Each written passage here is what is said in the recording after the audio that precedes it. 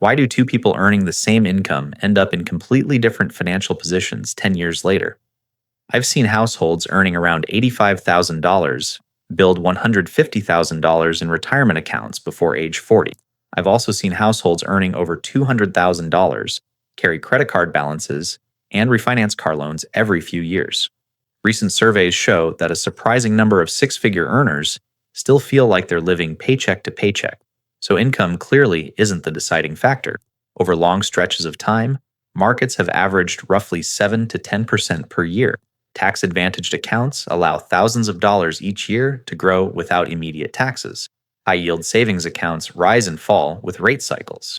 The tools exist, the math works. But most people don't have a system. Spending expands as income rises. Saving happens if there's anything left. Investing becomes inconsistent. And even with solid earnings, progress feels slower than it should. The difference between fragile and stable households usually isn't intelligence, it's structure. That's where the 75-10-15 rule comes in, not as a rigid budget, but as a clear allocation framework that keeps your financial life predictable, sustainable, and moving forward. In this video, I'll break down how the structure works at different income levels, why asset ownership matters more than simply building a cash balance, how tax-advantaged investing accelerates long-term growth, and how a consistent system creates stability that doesn't depend on the next raise. Because here's the simple truth.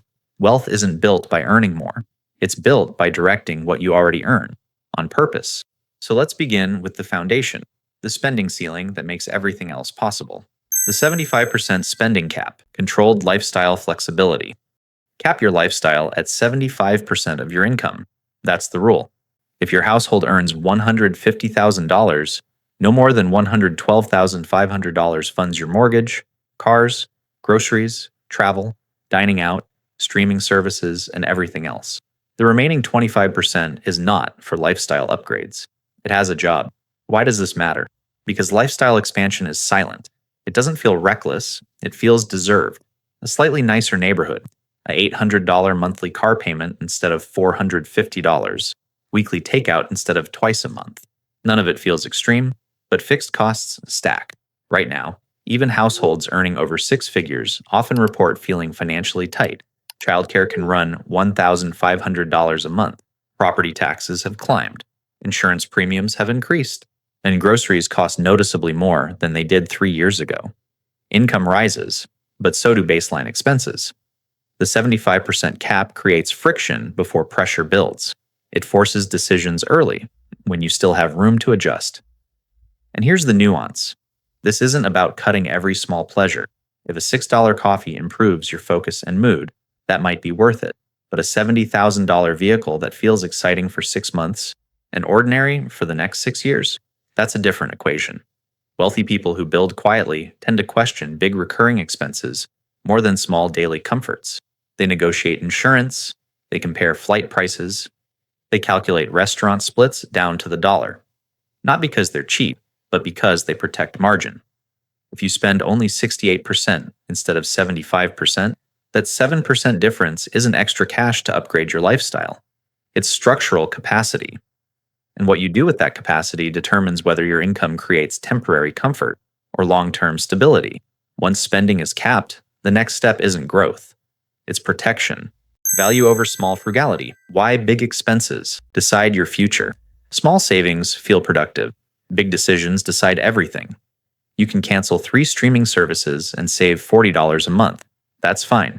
But choosing a $750 car payment instead of a $400 one locks in an extra $4,200 a year. Over 5 years, that's more than $20,000. And that's before insurance and higher maintenance. The math isn't subtle. Most financial pressure doesn't come from daily coffee. It comes from fixed costs that compound quietly. A slightly larger mortgage at today's higher interest rates can add hundreds per month. Property taxes rise. Home insurance premiums rise. Utilities rise. Once that baseline moves up, it rarely returns to its previous level. So instead of asking, how can I cut everything? Ask, what actually improves my daily life? If a $6 coffee makes your morning smoother and helps you show up better at work, that may be high value. If a gym membership keeps you consistent and energized, that's an investment in performance. But a $70,000 vehicle that feels exciting for 90 days and ordinary for the next 6 years? That's different. Large purchases create a short honeymoon phase. Then they become normal. The payment remains. Here's the quiet danger. High earners often feel broke not because they lack income, but because their fixed expenses expanded to absorb it. And once that happens, even a raise doesn't create freedom. It just temporarily relieves pressure. If you've stayed under your 75% cap, protect that margin. Don't let lifestyle upgrades consume it, because controlling spending is only step one. And the next question is whether you can survive when income pauses, even briefly. The 10% cushion fund, emergency protection. Set aside at least 10% of your income for one purpose only: protection. Not upgrades, not investing, not opportunity. Protection. More than half of households would struggle to cover a $1,000 unexpected expense without borrowing. That's not about irresponsibility. It's about fragility. A single disruption can expose how tight the system really is. Think about common scenarios. A transmission fails, $3,500. A water heater bursts, $2,000 to $4,000. A sudden medical deductible. A last-minute cross-country flight for a family emergency that costs $900. These aren't rare events. They're normal life events. Without a cushion, the solution becomes a credit card. Then interest starts working against you. A $3,000 emergency can quietly turn into $3,800 or more over time. Now the next emergency hits before you've fully recovered. That's how people fall into cycles, even with good income. Your cushion fund is a shock absorber. It prevents one bad week from becoming a bad year. Start by calculating your essential monthly expenses, mortgage or rent, groceries, insurance, utilities, and minimum debt payments. If that totals $4,500 a month, aim for 5 months, $22,500. That number gives you time. Time to find a new job. Time to negotiate. Time to think clearly instead of reacting emotionally. Here's the shift most people miss. This fund is finite. Once you reach your target, you stop growing it. You maintain it. And when that happens, the 10% you were sending into safety no longer needs to sit still. It can start moving toward growth. How much to save and where to store it? 5 months of essential expenses, that's the target. Not 5 months of your current lifestyle, essentials only. Mortgage or rent, utilities, groceries, insurance, minimum loan payments. Strip it down to survival mode. If your core monthly expenses are $3,800, your cushion goal is $19,000. If they're $5,000, you're aiming for $25,000. The number isn't emotional, it's mechanical. You're buying time. Why 5 months? Because job transitions often take longer than expected. Severance rarely lasts forever. And even in strong labor markets, replacing a $120,000 role doesn't happen overnight. Having runway changes how you negotiate. It changes how you think. Now here's where many people quietly lose ground, where they park this money. Traditional savings accounts often pay almost nothing, sometimes well under 1%. On $20,000, that might earn you less than $150 in a year. Meanwhile, high-yield savings accounts have recently offered rates around 4% or more. On that same $20,000, you could earn roughly $800 annually.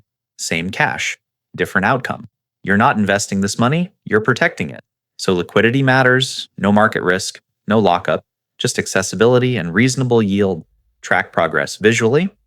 Watching your balance move from $8,000 to $12,000 to $19,000 reinforces momentum. It turns anxiety into control. And here's the subtle shift. Once you hit your 5-month target, you stop feeding this bucket. You maintain it against inflation, but you don't keep piling cash indefinitely, because cash protects. But cash doesn't build wealth. And that's where the next percentage begins to matter. The 15% investment rule: build assets, not just income. Once your cushion is complete, at least 15% of your income shifts toward one objective: ownership. Not spending, not saving, ownership. This is where the difference between feeling stable and becoming wealthy begins. Most people focus on income growth, promotions, side hustles, overtime. That matters. But income alone doesn't scale. You trade time for money. Assets reverse that equation. If you invest $500 a month starting at age 35 and earn an average return near 8% by your mid-60s, that can grow into several $100,000, sometimes far more depending on consistency and market cycles. Stretch that horizon longer, and the gap widens dramatically. The earlier you start, the less dramatic your monthly contribution needs to be. That's the quiet power of compounding. And here's the contrast most people miss. You can earn $180,000 a year and still feel financially fragile if your lifestyle absorbs everything.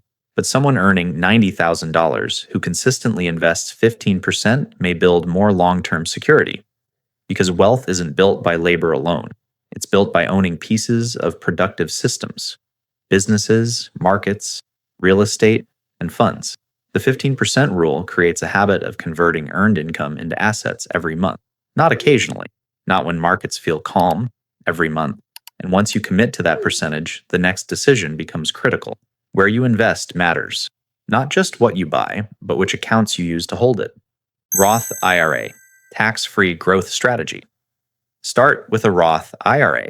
You contribute money that's already been taxed. That's the cost up front. But from that point forward, the growth is shielded. If your investments compound for 20 or 30 years, every dollar of profit can be withdrawn in retirement without paying taxes again. That's not a small detail.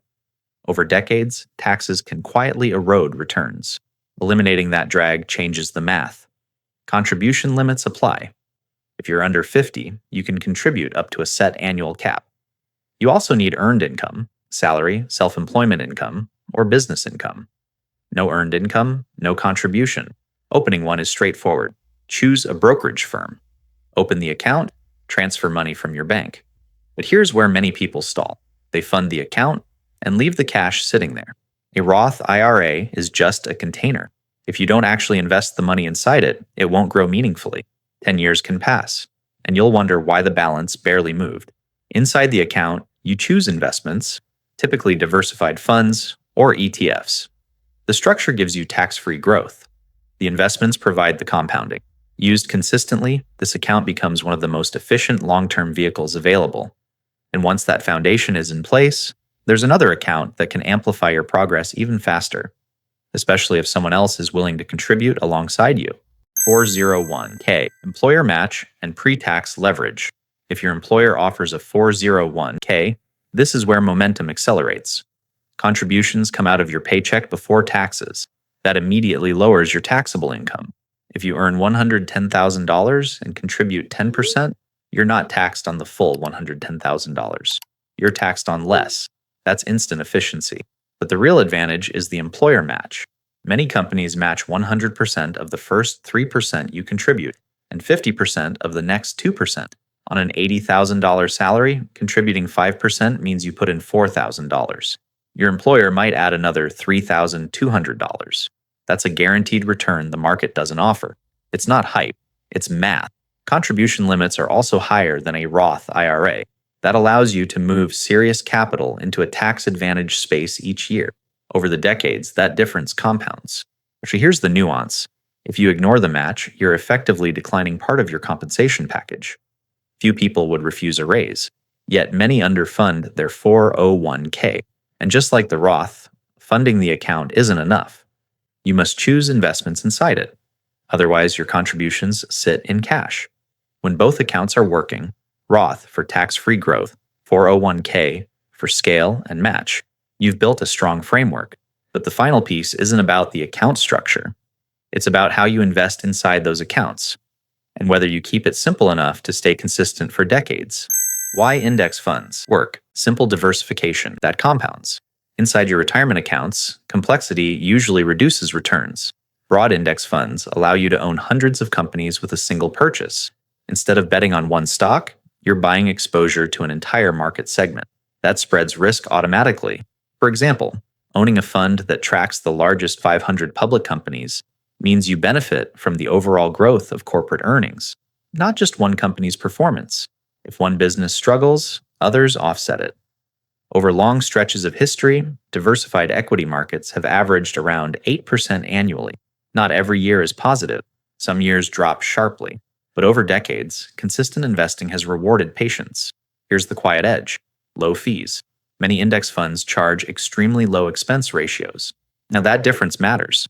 Paying 0.05% instead of 1% annually might not sound dramatic, but over 30 years, that gap can represent hundreds of thousands of dollars. Index investing also reduces emotional mistakes. When markets fall 15% or 20%, individual stock investors often panic. Broad investors who understand diversification are more likely to stay consistent, and consistency compounds. This isn't about finding the next breakout stock. It's about capturing steady growth across entire industries and holding through cycles. At this point, the system is complete. Cap lifestyle at 75%, build a 5-month cushion, invest at least 15% through tax-advantaged accounts, and use diversified funds to compound over time. What remains isn't another tactic. It's a mindset shift, seeing money as a structure you design, not something that randomly happens to you. Key takeaways. The 75-10-15 structure isn't about restriction. It's about stability, turning into leverage. When you cap lifestyle at 75%, you prevent income from quietly trapping you in higher fixed costs. When you build a 5-month cushion, you remove the fragility that forces bad decisions under pressure. And when you consistently invest at least 15% into diversified, tax-advantaged accounts, you begin shifting from earning money to owning growth. The deeper shift is this: wealth isn't built through intensity. It's built through structure, through percentages that don't change when your income changes, through decisions that compound quietly over decades. If this framework feels simple, that's the point. The people who stay financially calm long-term usually rely on systems that are boring, repeatable, and hard to disrupt. If you're someone who prefers durable systems over flashy shortcuts, this is the kind of structure worth building on and refining over time.